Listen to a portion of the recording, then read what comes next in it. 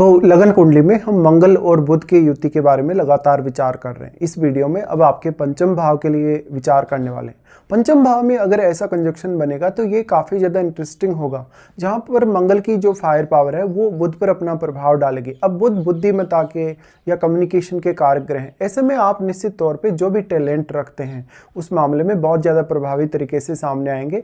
ऐसा जातक engineering, IT या टेक्नोलॉजी रिलेटेड कार्यों में बहुत ज़्यादा सफल हो सकता है। ऐसे मामलों में भी जातक बहुत ज़्यादा सफल हो सकता है जहाँ पर बहुत त्वरित रूप से कोई रणनीति बनाने की आवश्यकता है या जो रणनीति बनाई गई है उसको इम्प्लीमेंट करने की भी आवश्यकता है।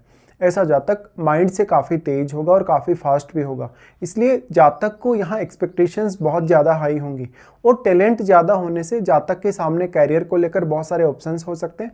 ऐसा कंजक्शन है तो अब जातक बहुत ज़्यादा टैलेंटेड होने की वजह से बहुत सारे विषयों में महारत हासिल कर सकता है। हालांकि अब वो फोकस कहाँ करेगा, अब वो अपना पूरा ध्यान कहाँ लगाएगा, उसी फील्ड में वो ज़्यादा सफल हो सकता है। डिपेंड ये करता है कि अब मंगल आपके चार्ट में कौन कौन से भावों को रिप्रेजेंट कर रहे हैं या फिर बुध आपके चार्ट में कौन कौन से भावों के स्वामी हैं और पंचमेश की स्थिति आपके चार्ट में कैसी है। वैसे अगर देखा जाए तो जो पंचम भाव का जो मंगल होता है वो स्पोर्ट्स वगैरह में भी काफ़ी अच्छा परफॉर्मेंस देता है। तो अगर मंगल यहाँ पे फायरी साइन में बैठे होंगे, जैसे कि अपने खुद के घर में, जैसे मेष राशि में या यहाँ पे सिंह राशि में, तो इस बात की संभावना ज़्यादा होगी कि जातक स्पोर्ट्स वगैरह की तरफ जा सकते हैं।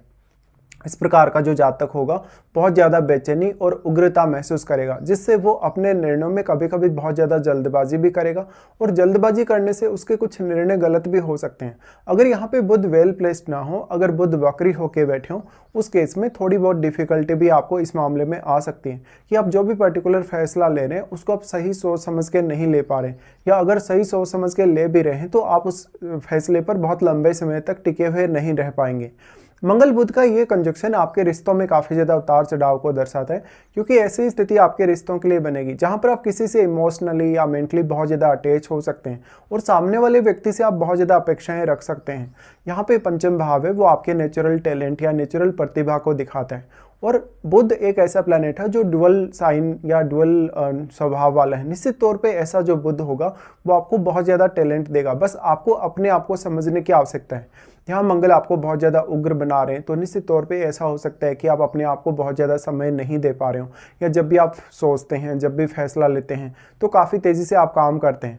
तो यहाँ पे हो सकता है कि आपको कोई ना कोई ऐसा कार्य हो आपका, या कोई ना कोई ऐसा डिसीजन हो जिसको लेकर आपको थोड़ा ज़्यादा सोचना चाहिए, या ज़्यादा समय तक अपने आप का जो विचार, जो आपने फैसला लिया है या जो कुछ भी सोचा है उस पर बने रहना चाहिए।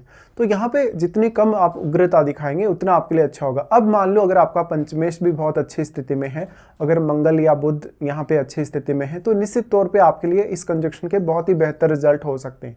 इस प्रकार से फिर आपकी जो संतान है या आपकी जो लव लाइफ है वो भी इस कंजक्शन से बहुत ज़्यादा इम्पेक्ट होगी। ऐसा जातक अपनी लाइफ में बहुत कुछ पाने में सक्षम है और वो बहुत ही ज़्यादा लॉजिकली चलेगा। यहाँ पे बुध आ गए तो बुध आपके कम्युनिकेशन को भी रिप्रेजेंट करते हैं। ऐसा जब तक राइटिंग वगैरह के फील्ड में या कम्युनिकेशन वगैरह के फील्ड में, पत्रकारिता वगैरह में बहुत ज़्यादा सफल हो सकता है। अब यहाँ पे डिपेंड यही करता है कि जिस भी पर्टिकुलर फील्ड में आप होंगे उसमें आप अपना नेचुरल टैलेंट कितना दिखाते हैं या अपनी जो नेचुरल परफॉर्मेंस है उसको किस हद तक आप सामने ला सकते हैं। पंचम भाव का मंगल बुध का कंजक्शन आपको काफ़ी तेज़ी से सोचने, विचारने और फैसले लेने के लिए प्रेरित करेगा, बट उन फैसलों को आप कितना जल्दी लागू करेंगे और जो प्रबंधन की क्षमता है वो किस प्रकार की आपकी है। निश्चित तौर पे मंगल और बुध आपको बहुत बेहतर तरीके से प्रबंधन करने में मदद करते हैं। वैसे तो देखा जाए तो जो पंचम भाव का मंगल है वो रिश्तों में बहुत ज़्यादा अटैचमेंट देता है, लेकिन यहाँ बुध साथ है। बुध साथ होने से हमेशा आप लॉजिकल भी चलेंगे, तो आपका माइंड एक तरफ जहाँ पर बहुत ज़्यादा इमोशनली भी एक्टिव होगा, दूसरी तरफ आपका अगर बुध अच्छी स्थिति में है, यहाँ पे अगर बुध वक्री नहीं है तो आप काफ़ी लॉजिकली सोचने वाले होंगे। तो बहुत जल्दी अपने फैसलों को अगर आप बदल भी लें तो कभी कभी ऐसा होगा कि आपके जो कार्य हैं उन पर कोई बहुत मेजर इफेक्ट नहीं पड़ेगा नकारात्मक रूप से। अब आपके चार्ट में जो चंद्रमा है और जो आपके पंचमेश हैं वो अच्छी स्थिति में हो तो इस कंजक्शन का और भी आप फायदा उठा सकते हैं।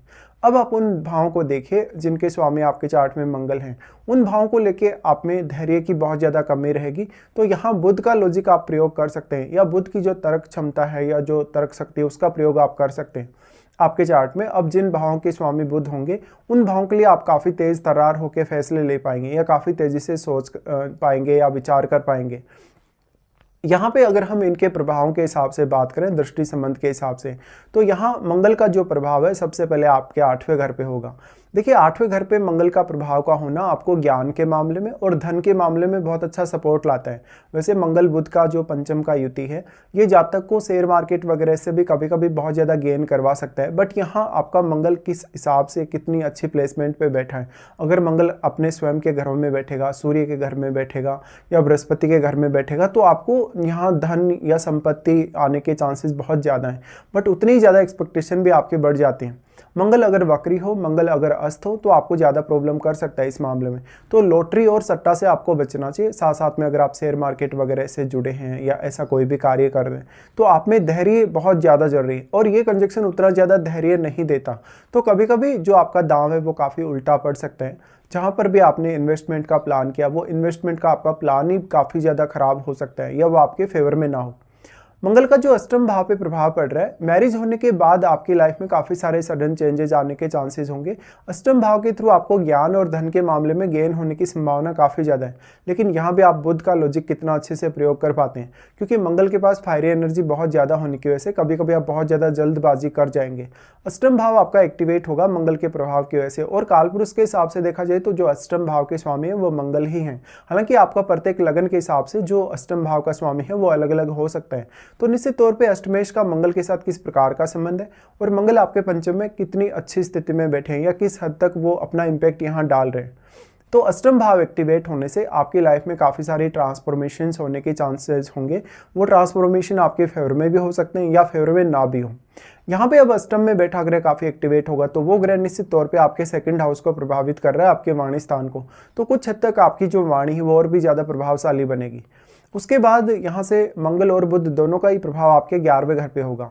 तो ऐसे जातक को हर कोई चाहेगा, उसकी वाणी से हर कोई प्रभावित होगा, उसके टैलेंट से हर कोई प्रभावित होगा। और यहाँ क्योंकि बुध बुद्धिमत्ता के कारक ग्रह हैं, आपके कम्युनिकेशन के कारक ग्रह हैं, तो निश्चित तौर पे आप बहुत लोगों के साथ अपना कॉन्टैक्ट बिठा पाएंगे। आपका सोशल सर्कल बहुत बड़ा हो सकता है, आपके नेटवर्क में काफ़ी अच्छे लोग जुड़े हो सकते हैं। तो अगर आप अब बिजनेस वगैरह भी करते हैं तो बिजनेस में भी आप अपने नेटवर्क से जुड़े लोगों का फ़ायदा उठा सकते हैं। मंगल का 11वें घर पे प्रभाव का होना हालांकि यहाँ पर आपकी अपेक्षाओं में काफ़ी तेज़ी से वृद्धि करेगा। और फिर आपको यहाँ पर बुध पर क्योंकि मंगल का प्रभाव है तो बहुत तेज़ी से डिसीजन लेने के लिए भी बाध्य करेगा। ऐसे में अपनी धन संपत्ति को लेके, अपने रिश्तों को लेके कोई बहुत हाई एक्सपेक्टेशन आप ना रखें या लालची ना बने। जितने ज़्यादा आप लालची होते जाएंगे, जितने ज़्यादा हाई एक्सपेक्टेशन आपकी होंगी, उतने ज़्यादा यहाँ आपको थोड़ा फ्रस्ट्रेशन होने की संभावना है। अब जो 11वें घर में बैठा प्लैनेट है, क्योंकि वो भी अपना प्रभाव आपके पंचम भाव पे डाल रहा है, तो 11वें घर में बैठे हुए प्लैनेट पे अब बहुत कुछ डिपेंड करेगा कि आप अपने जो फैसले जो आप ले रहे हैं उनमें कितनी ज़्यादा स्थिरता ला पाते हैं।